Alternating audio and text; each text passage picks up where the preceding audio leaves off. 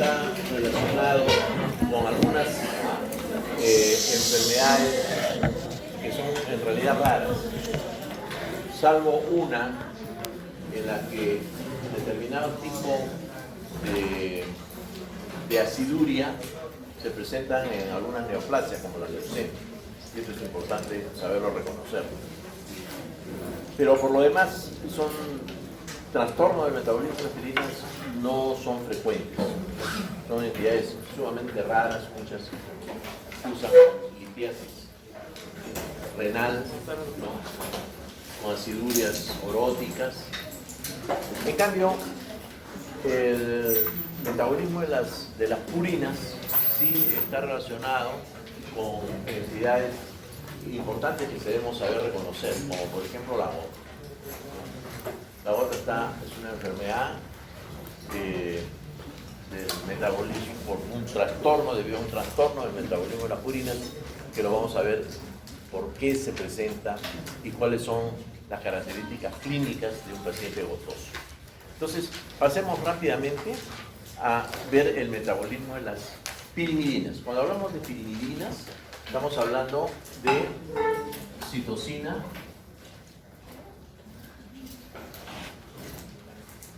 timina y uracilo. Vamos a ver cómo se sintetizan primero, cómo se sintetizan estas pirimidinas, y luego vamos a ver cómo se catabolizan, cómo se eliminan estas pirimidinas. La síntesis de las pirimidinas comienza con la glutamina,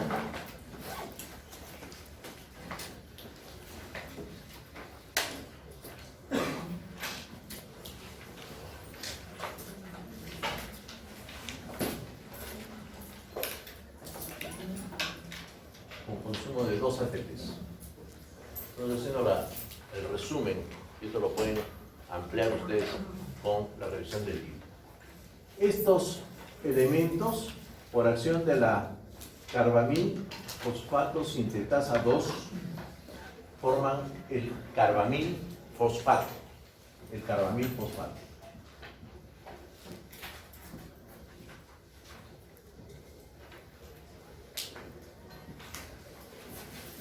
El carbamil fosfato.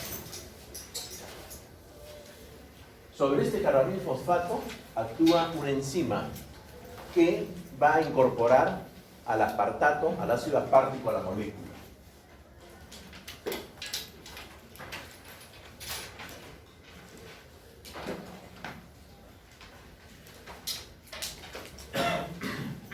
Que es una enzima que es la carbamil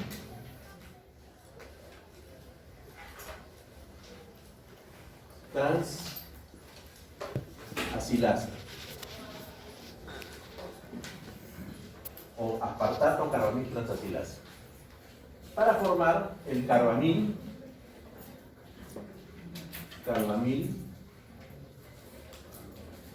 aspartato.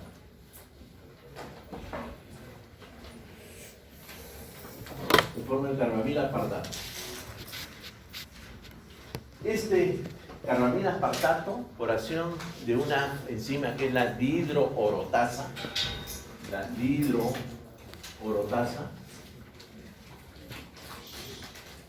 forma el ácido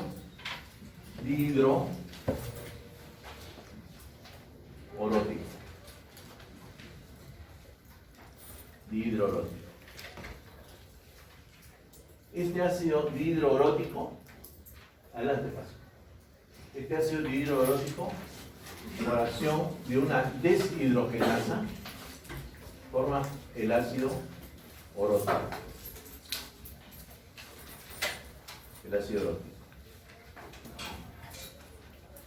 Este ácido orótico, por acción de una transferasa,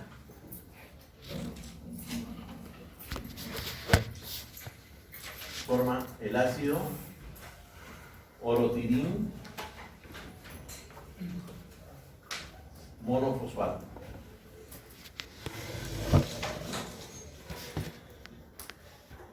Orotidim monofosfato.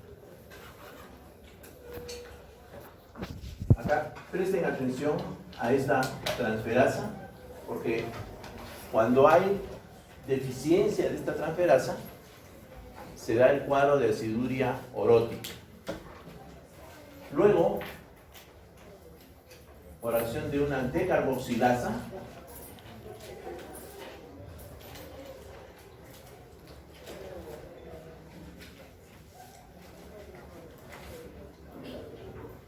se va a formar el uridín monofosfato. El uridín monofosfato. A partir del uridín monofosfato van a haber tres procesos de fosforilación. Estos procesos de fosforilación corren a cargo de las cinasas. Este uridín monofosfato se transforma por acción con gasto de ADP, una cinasa que es la que va a actuar para formar el uridín difosfato. Uridín difosfato. Este uridín difosfato se fosforila nuevamente por una cinasa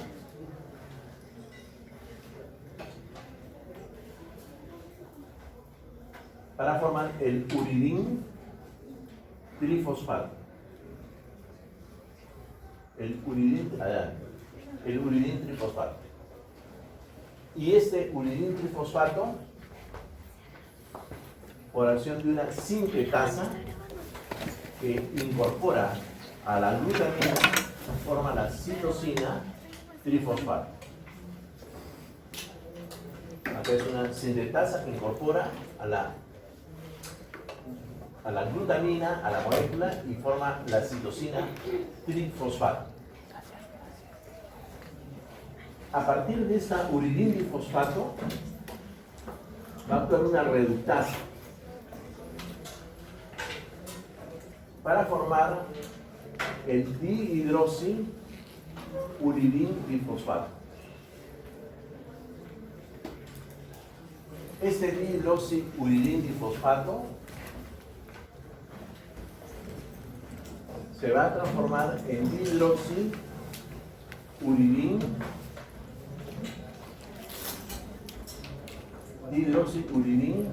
trifosfato. Y luego, por una sintetasa, se denomina así, sintetasa de timidilato, forma la timina monofosfato. De tal manera que tenemos la citosina trifosfato y la timina monofosfato como predecesores de la citosina y de la timina. La desfosforilación de la citosina trifosfato y de la timina monofosfato va a originar la citosina en el primer caso y la timina en el segundo. Este proceso de síntesis de pirimidinas está regulado, y está regulado mediante mecanismos de feedback, donde este uridín trifosfato actúa inhibiendo la carbamilfosfato sintetasa 2, esta uridín trifosfato. En tanto que la citosina trifosfato inhibe esta enzima formadora del carbamil aspartato.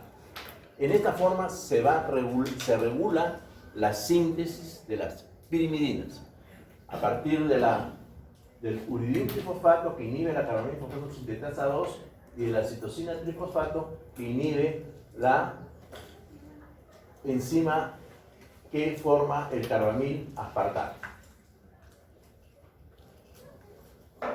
Aquí aprovecho para darles el primer trastorno.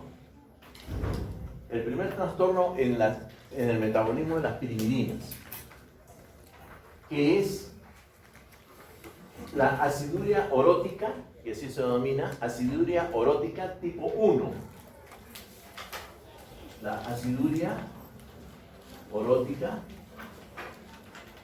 tipo 1. y tenemos la aciduria orótica tipo 2. En la aciduria orótica tipo 1 hay deficiencia de esta decarboxilasa y de esta transferasa. Faltan las dos. ¿Ya? Y en este tipo de aciduria orótica tipo 1, donde hay deficiencia de las dos enzimas, se acumula, como ustedes pueden comprender, el ácido orótico. Entonces nos va a dar como características anemia megaloblástica, me refiero a la aciduria orótica tipo 1, que es la más severa. Nos va a dar anemia megaloblástica, va a haber enanismo y aciduria orótica. Son las tres características. Enanismo, tiene obviamente aciduria orótica y anemia megaloblástica. En tanto que cuando solamente hay deficiencia de esta decarboxilasa, no se acumula tanto ácido orótico, porque se va a formar este intermediario. Y esa corresponde a la aciduria orótica tipo 2. Entonces, aciduria orótica tipo 1, deficiencia de la transferasa más carboxilasa, de las dos. Aciduria orótica tipo 2, deficiencia de la decarboxilasa. Más grave es la tipo 1, porque la anemia megaloblástica es mayor, la aciduria orótica es mayor, se forman cálculos de ácido orótico y además va acompañada con las características del enanismo. Esa es la forma que estos son los trastornos que corresponden a esta vías metabólicas. Adelante.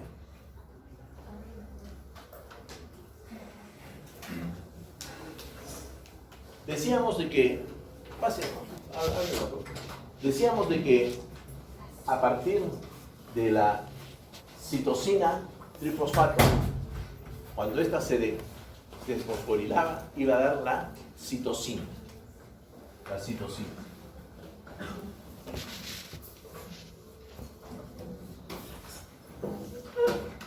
Bien.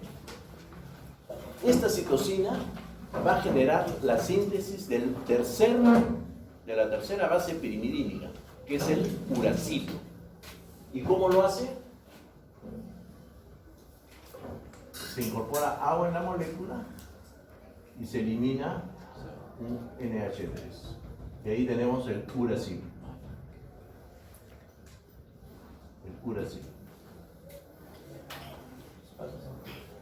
El uracilo. Entonces ya tenemos citosina, uracilo y timina.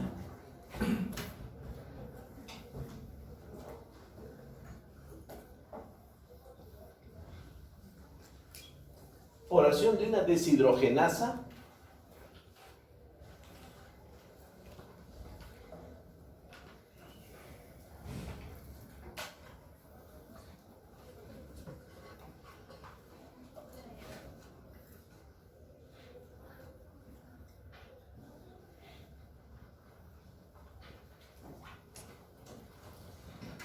se va a dar por una acción de una deshidrogenasa en ambos casos.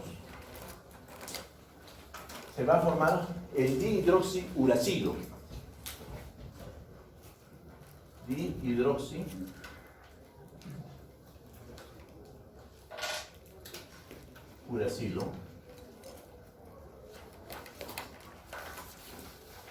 Y se forma acá la dihidroxitimina.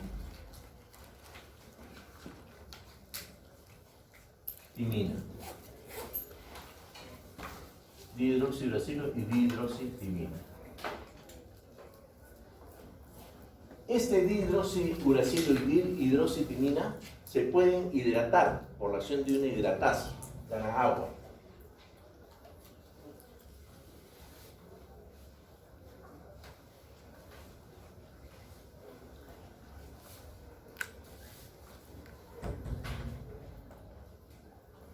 Para formar el beta ureído isopropiónico.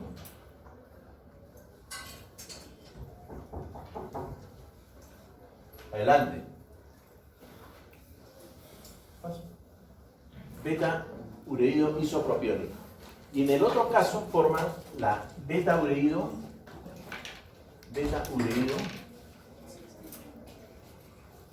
isobutírico.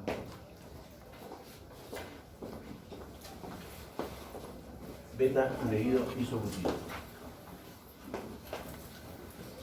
Estamos hablando de cómo se va metabolizando estos cuerpos, estas bases pirimidínicas.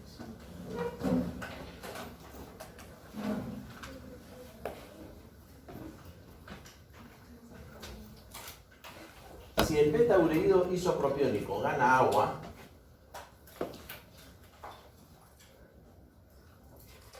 y elimina alanina,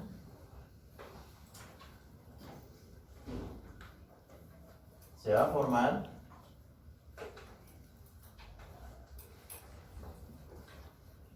CO2 más NH3. ¿Okay? O sea, al final del catabolismo de esta uracilo y por ende de la citosina, se forma CO2 y NH3 por acción, por la incorporación de agua a la molécula, por una hidratasa y la eliminación de alanina. En este caso, sucede también algo parecido. Se incorpora el agua, pero se elimina el isobutirato. Isobutirato. En realidad es amino isobutirato. Amino isobutirato. Este amino isobutirato, por acción de una transaminasa,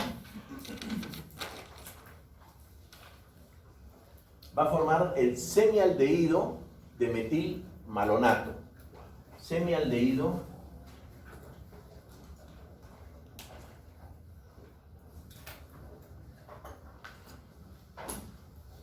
de metilmalonato. ¿Qué es la forma como el producto final? Por este lado de la dimina. Es el semialdehído de metilmalonato. Esa es la vía de desintegración de estas bases pirimidínicas. Producto final, CO2, NH3 y el semialdehído de metilmalonato. Ojo que tanto la timina como el uracilo van a dar CO2 más NH3. Aquí puede haber un trastorno en la deficiencia de esta transaminasa. Puede haber un trastorno en la deficiencia de esta transaminasa y acumularse el ácido amino isobutírico, dando la aciduria beta-aminobutírica, aciduria beta-aminobutírica, que es muy frecuente en la raza oriental, en la raza china, ¿no? Y que cursan completamente asintomáticos. Entonces, ese es el primer caso. La deficiencia de esta transaminasa se ve en la raza oriental.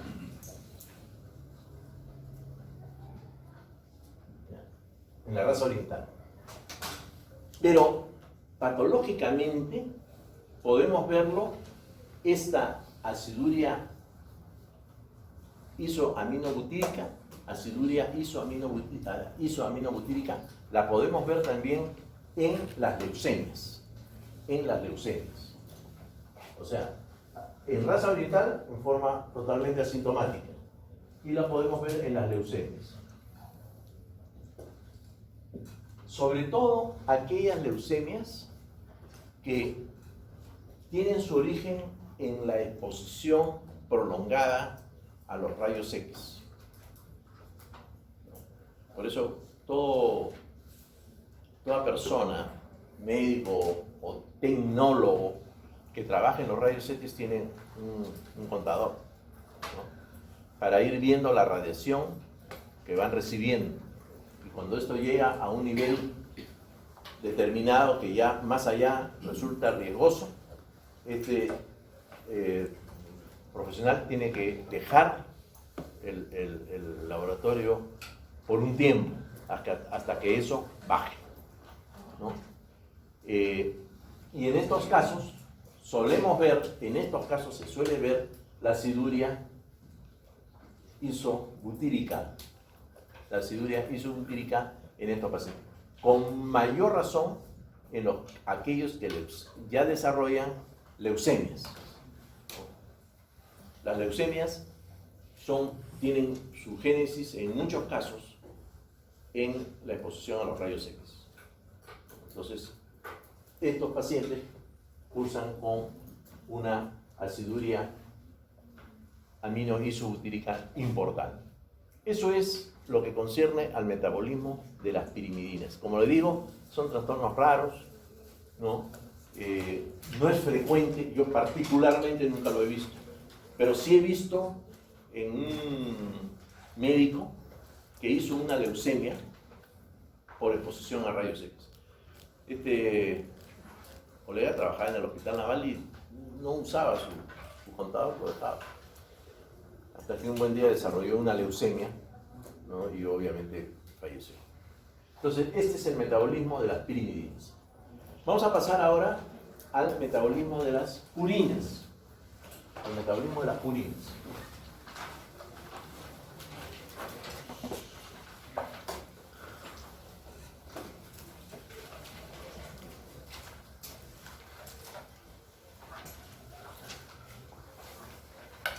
El metabolismo de las purinas parte de la ribosa y de la glutamina. Y vamos a ver ahora cómo se llega a la síntesis del ácido úrico, que es el producto final. En el hombre, el producto final del metabolismo de las purinas es el ácido úrico. El hombre no tiene la uricasa, ¿no? Que la convierte el ácido úrico en alantoína, que sí tienen los primates.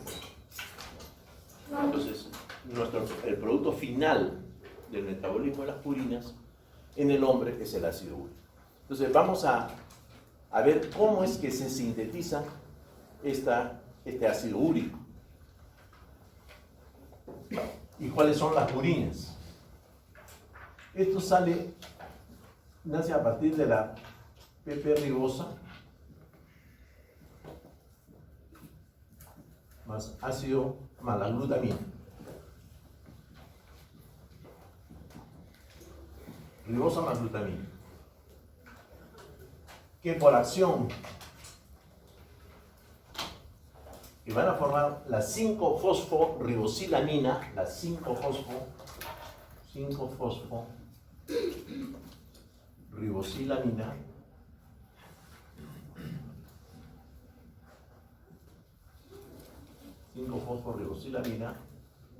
por acción de una enzima que es la 5-fosforibosil-aminotransferasa.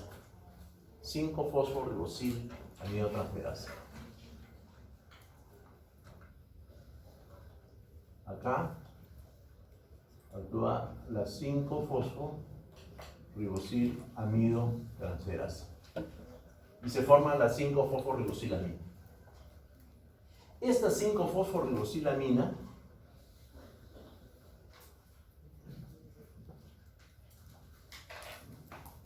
va a formar el ácido inosínico o IMP por el concurso de varios elementos, como es la glicina,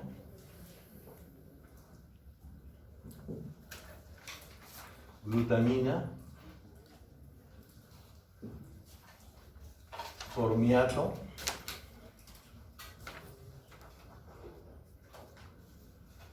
ácido aspartico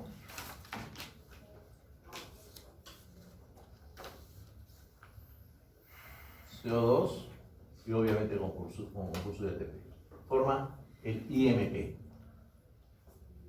o ácido inosínico.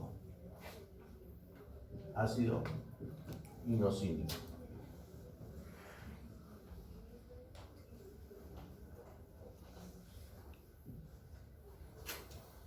Bien, este ácido inosínico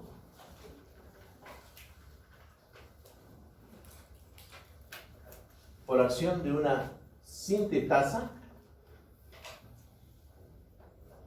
forma el adenosín monofosfato sintetasa, que es un intermedio, para luego formar el adenosín monofosfato o ácido adenílico. Ácido adenílico.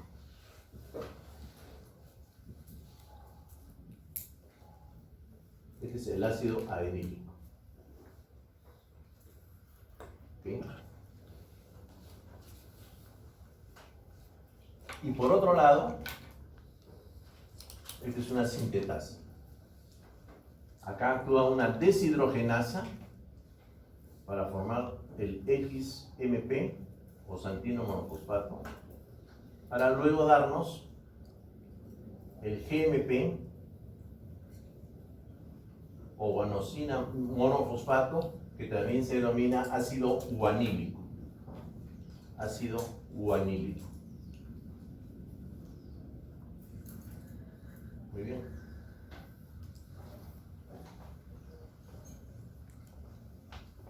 Este IMP nos va a dar la hipoxantina,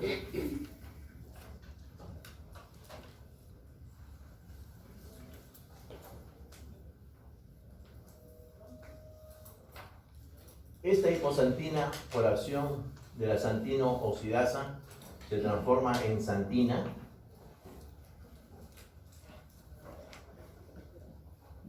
Esta es una xantino oxidasa, se transforma en xantina, y la xantina, por acción de la xantino oxidasa, también se transforma en ácido úrico.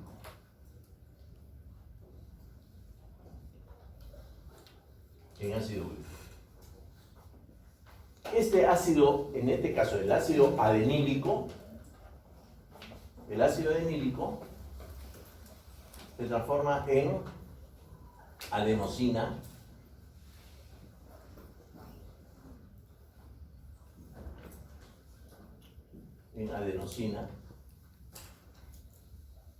y la adenosina se transforma en adenina.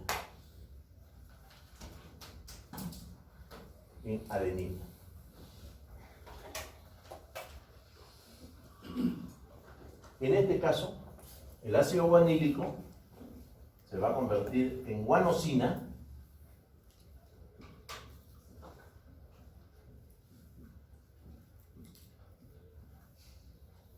y la guanosina se convierte en guanina.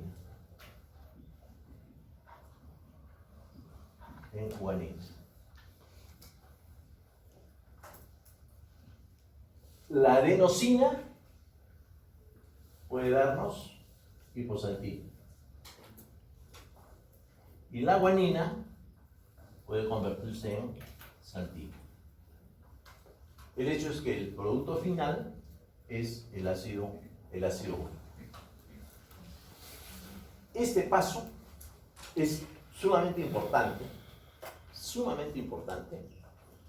porque es aquí donde se basa el tratamiento de las hiperuricemias. En realidad no hay otro. Hay uno que se utiliza, el Probenecid, que es para eliminar el ácido úrico por vía renal, no, el Probenecid. Pero el bloqueo de la síntesis de ácido úrico se da a nivel de la xantina oxidasa, que se logra con el alopurinol. El alopurinol, que es el medicamento que se utiliza, prácticamente el único que se utiliza para disminuir las concentraciones de ácido úrico. El mecanismo de control de estas de esta síntesis se está dando a este nivel. El ácido guanílico bloquea, mediante un mecanismo de feedback, esta deshidrogenasa. Y el ácido adenílico bloquea por el mecanismo de feedback también esta deshidrogenasa. Y por otro lado, el ácido guanílico va a bloquear la 5-fosforibosil-aminotransferasa, que es la que facilita la formación de la 5-fosforibosil-amina. Y de igual manera lo hace el ácido adenílico.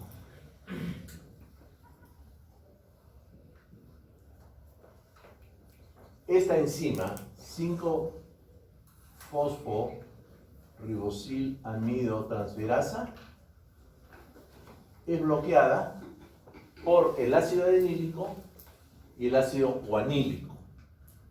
Ácido guanílico y ácido adenílico bloquean la 5-fosforibosil-aminotransferasa.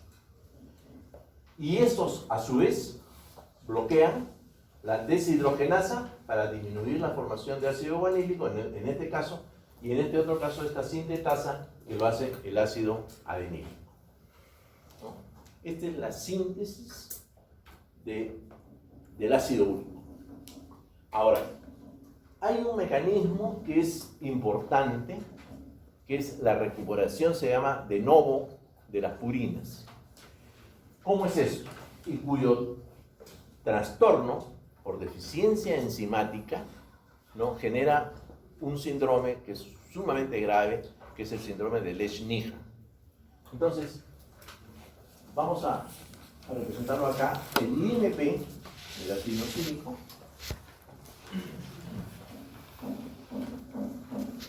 nos va a dar adenina,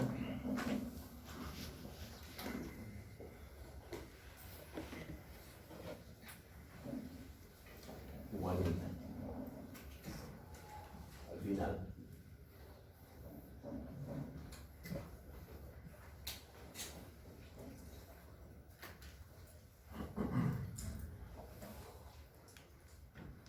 Acá nos da la hiposantina,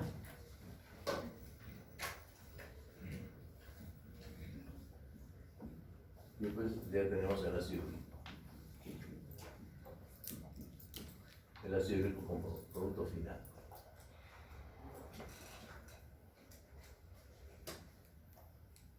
Acá vamos a poner GMP para no. GMP.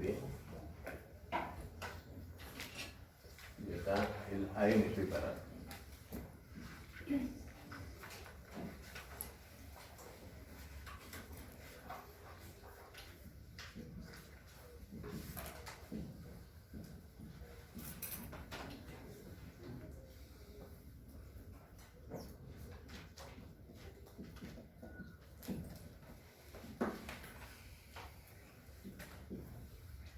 Bien.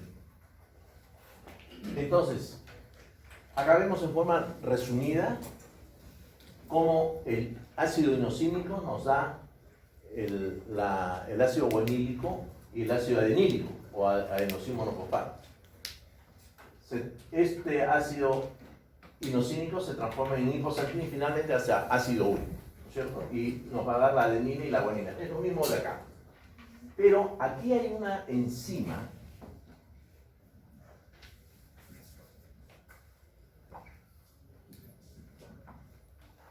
que es la hiposantina guanina fosforibosil transferasa. Hiposantina guanina fosforibosil transferasa. Esta es la enzima que a partir de la guanina y de la hiposantina recuperan estas predecesores de las bases purínicas. O sea, hay una recuperación de nuevo por acción de la hiposantina guanina fosforibosil transferasa. Y en este caso, de la adenina, lo mismo, la conversión de la adenina por la hiposantina, adenina fosforibosil transferasa. Recuperan este ácido adenílico. O sea, dentro de esto, lo más importante es esta hiposantina guanina fosforibosil transferasa. La deficiencia de esta enzima,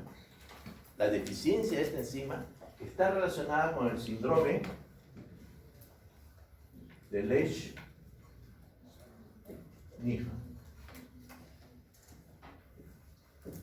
Síndrome de Lesch-Nyhan, que paso rápidamente a referirme a él. Este es un síndrome sumamente grave, caracterizado por hiperuricemia, porque obviamente no hay recuperación de nuevo de las purinas y se produce más ácido úrico. Hay hiperuricemia, hay retraso mental, hay coreoatetosis, o sea, hay alteraciones en el sistema nervioso central y hay lo que se denomina la gotatofasia, ¿no? O sea, la presencia de tofos úricos en todos los órganos, particularmente en el cerebro, que es por lo que da el retraso mental y la coreoatetosis, ¿no? Pero también estos tofos se van a las articulaciones y especialmente se van a las articulaciones distales, en las interfalángicas distales y proximales, tanto de los pies como de las manos, se dan estos tofos. El tofo es la acumulación, es un nódulo de ácido úrico. Ese es el tofo. Hay una gota que no es tofacia y hay otra gota tofacia. Entonces, la gota tofacia se caracteriza por la presencia de tofos úricos que se localizan en el caso del Lesch-Nyhan en todos los órganos. En el caso de la gota común y corriente, básicamente es a nivel de las articulaciones. Pero en el caso del síndrome de Lesch-Nyhan, produce automutilaciones. El tofo llega a destruir el hueso, llega a destruir inclusive el celular subcutáneo y la piel, y puede haber automutilaciones. El periodo de vida en el síndrome de Lesch-Nyhan es pues muy corto, ¿no? Mueren a muy temprana edad. Entonces, el síndrome de Lesch-Nyhan se caracteriza por hiperuricemia, tiene básicamente su génesis en la deficiencia de la enzima hiposantina guanina fosforibosil transferasa. Se caracteriza por hiperuricemia, automutilaciones, retraso mental, movimientos coreoatetóxicos, insuficiencia renal, obviamente por la hiperuricemia, el ácido úrico se deposita en el riñón y produce hiperuricemia, y muerte temprana, ¿no? Ese es el síndrome de Lesch-Nyhan. Bien. Pero ese es el más grave de los estadios hiperuricémicos. Pero por otro lado tenemos la gota, ¿no? La gota es una enfermedad que fue descrita desde los tiempos de Hipócrates y Galeno. O sea, ha sido descrita hace muchísimos siglos, ¿no? Ha sido considerada como la enfermedad del buen comer y del buen libar, ¿no? Muchos célebres personajes han tenido gota, ¿no? Alejandro Magno, Newton, Harvey, Leonardo da Vinci. Mucha gente de esos grandes personajes de la historia han sido gotosos, ¿no? Y caracteriza a la gota la presencia de hiperuricemia, ¿no? De hiperuricemia. Ustedes saben que los valores normales de ácido úrico son hasta 7 miligramos por 100. Saben que la producción diaria de ácido úrico está en los 750 miligramos. Es la producción diaria de ácido úrico. Y que la eliminación, que es la eliminación renal, es del orden de los 426 más o menos 80 miligramos diarios, ¿no? miligramos diarios. Esos son los parámetros más o menos normales. Pues bien, cuando hay gota, cuando hay hiperuricemia, esta hiperuricemia puede ser o porque se está produciendo mucho ácido úrico o porque se está eliminando poco. ¿No? La eliminación del ácido úrico es a nivel del riñón. El ácido úrico se filtra, se reabsorbe y se secreta. Entonces, alguna alteración a nivel renal puede generar una retención del ácido úrico. Entonces, esto nos clasifica la gota en dos tipos. Una es la denominada gota metabólica. La gota metabólica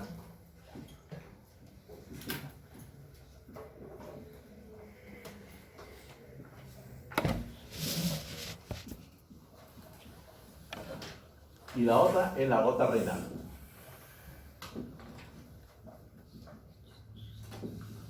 La gota renal. En la gota metabólica van a tener ustedes la genética,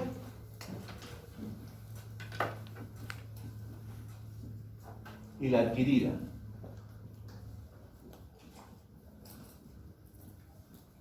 Y en la gota renal también tienen la genética y la adquirida. Y la adquirida. Gota metabólica se denomina porque hay mayor producción de ácido úrico. Y gota renal quiere decir que hay menor excreción del ácido úrico. Un ejemplo típico de la gota genética es el síndrome de Lesch-Nyhan,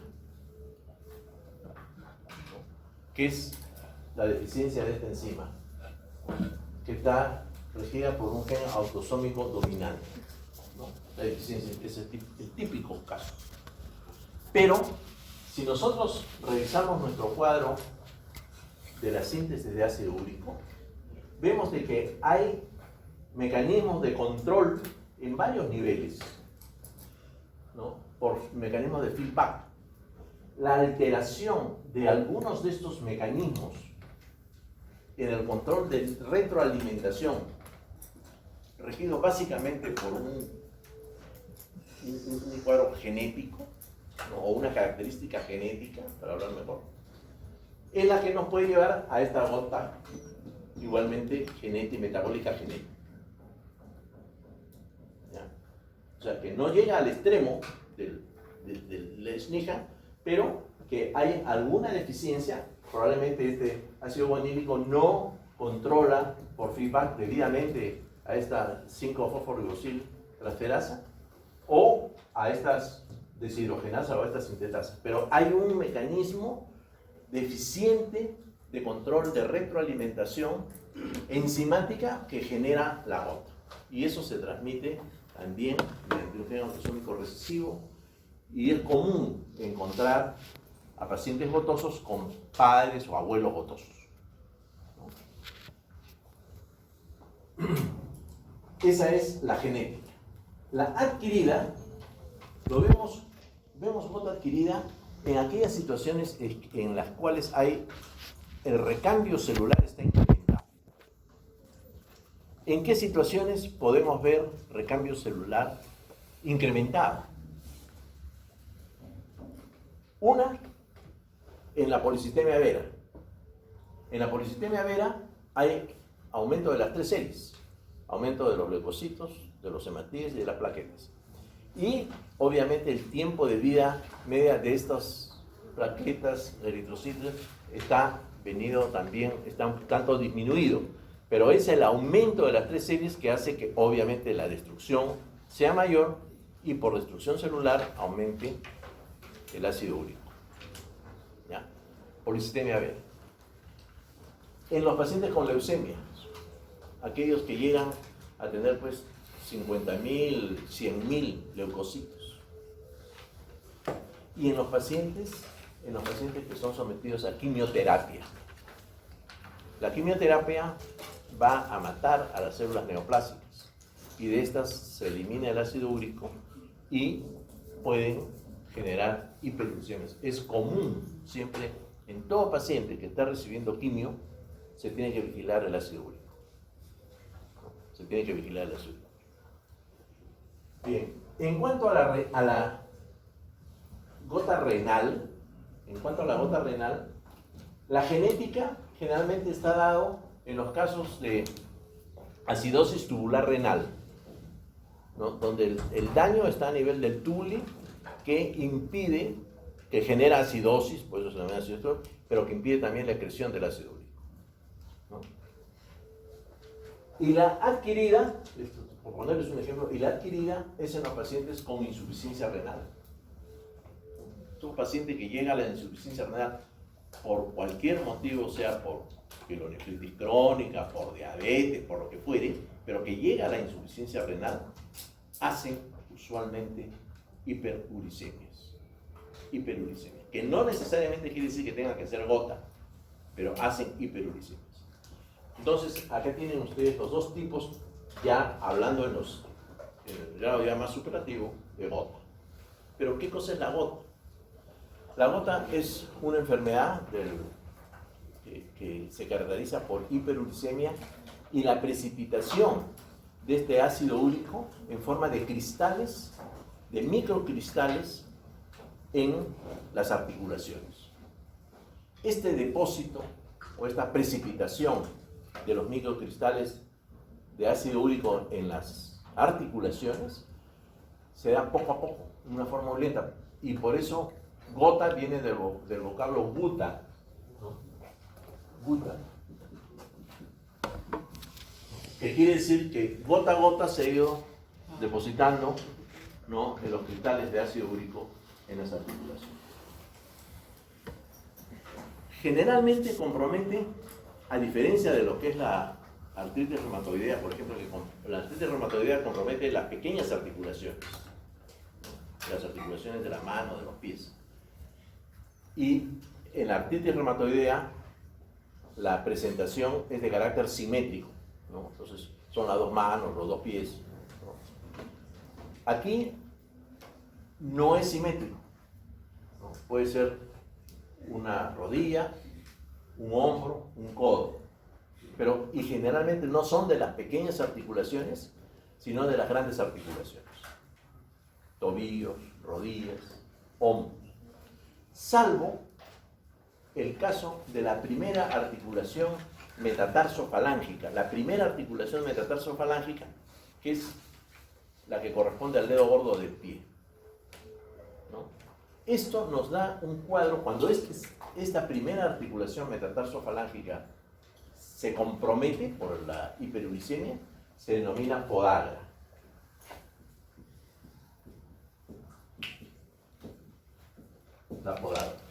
La podagra es la característica mayor de un paciente con gota. Es la mayor característica que tiene un paciente gotoso, la podagra.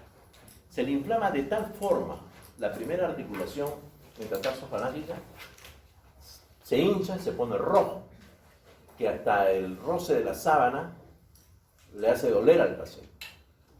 Obviamente no puede ni caminar, ¿no? Esto es característico del paciente con gota, ¿no?, el gotoso. Pero obviamente se puede depositar en otras articulaciones que son las grandes articulaciones que ya las he referido, a diferencia de la artritis reumatoidea, que compromete básicamente las articulaciones pequeñas. Pero también el ácido úrico aumentado puede ir a depositarse en el riñón, ¿no? Ustedes saben que se elimina el ácido úrico por el riñón. Y cuando está muy aumentado, ¿no?, puede llegar a producir los cálculos de ácido úrico. Los cálculos de ácido úrico, ustedes le piden el paciente puede estar con un cólico nefrítico, ustedes le piden una placa y no van a ver el cálculo. ¿Por qué? Porque los cálculos de ácido úrico son radiotransparentes, o sea, no se ven.